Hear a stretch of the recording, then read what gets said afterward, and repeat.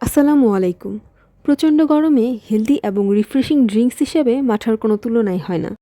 তাই ঘরে থাকা উপকরণ দিয়ে খুব সহজে কিভাবে সুস্বাদু মাঠা তৈরি করা যায় সেই রেসিপিটি আজকে আপনাদের সাথে শেয়ার করব। এটা তৈরি করা যেমন সহজ, উপকরণও লাগে খুবই কম। এজন্য আমাদের লাগবে টক দই, লেবুর রস, লবণ এবং চিনি। এবার যে পাত্রে মাঠা তৈরি করব সে পাত্রে একে একে সব কিছু দিয়ে দিতে হবে। আমি এখানে প্রথমেই একটি বাটিতে 1.5 কাপ পরিমাণ টক দই দিয়ে দিচ্ছি। এটা ঘরে বানানো দই। আর মাঠা তৈরির জন্য আমি এখানে পাতলা টক দই নিয়েছি, কারণ এতে এক্সট্রা কোনো পানি অ্যাড করতে হবে না। আর পারফেক্ট টক দইয়ের রেসিপিটা আমি এর আগের ভিডিওতে দিয়ে দিয়েছি। টক দইটা একটি হ্যান্ড বিটার দিয়ে খুব ভালোভাবে ফেটিয়ে নিতে হবে। এক্ষেত্রে ব্লেন্ডার ইউজ করা যাবে না। এবার দিয়ে দিচ্ছি লেবুর রস। আমি এখানে 2 টেবিল চামচ লেবুর রস দিয়েছি। মাঠাতে লেবুর রস একটু বেশি পরিমাণে দিতে হয়, কারণ এতে এর স্বাদ অনেকটা বেড়ে যায়। এবার দিয়ে দিচ্ছি 1/2 চা চামচ বিট লবণ, 1/2 চা চামচ নর্মাল লবণ আর 3 টেবিল চামচ চিনি। আপনারা চিনির পরিমাণ স্বাদ অনুযায়ী বাড়িয়ে বা কমিয়ে দিতে পারেন, তবে মাঠাতে চিনি একটু কম হলে খেতে বেশি ভালো লাগে। এবার হ্যান্ড বিটার দিয়ে সবগুলো উপকরণ একসাথে মিক্স করে নেব।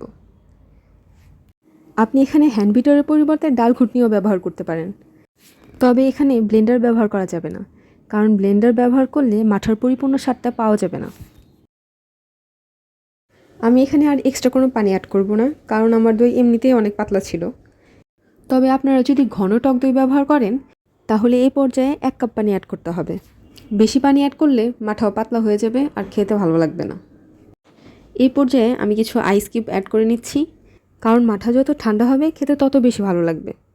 আর বরফ থেকে যেহেতু পানি বের হয় তাই পানির পরিমাণটা একটু বুঝে দিতে হবে।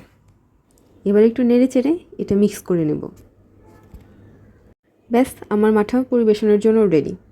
এবার একটি গ্লাসে ঢেলে এটা ঠান্ডা ঠান্ডা পরিবেশন করতে হবে। এর থিকনেসটা দেখুন, এটা পানির মতো পাতলাও না আবার বোরহানির মতো ঘনও না। দেখতেই পাচ্ছেন খুব অল্প সময়ে তৈরি হয়ে গেল সুস্বাদু মাঠা। প্রোটিন এবং ক্যালসিয়ামে ভরপুর মাঠা আপনার হজম শক্তি বৃদ্ধির পাশাপাশি আপনার সারাদিনের ক্লান্তি দূর করে দ্রুত এনার্জি ফিরিয়ে আনবে। তাই রিফ্রেশিং ড্রিঙ্কস হিসেবে মাঠা খুবই জনপ্রিয়। আমার রেসিপিটি ফলো করে আপনারাও খুব সহজে সম্পূর্ণ ঝামেলাহীনভাবে তৈরি করে ফেলতে পারবেন সুস্বাদু মাঠা।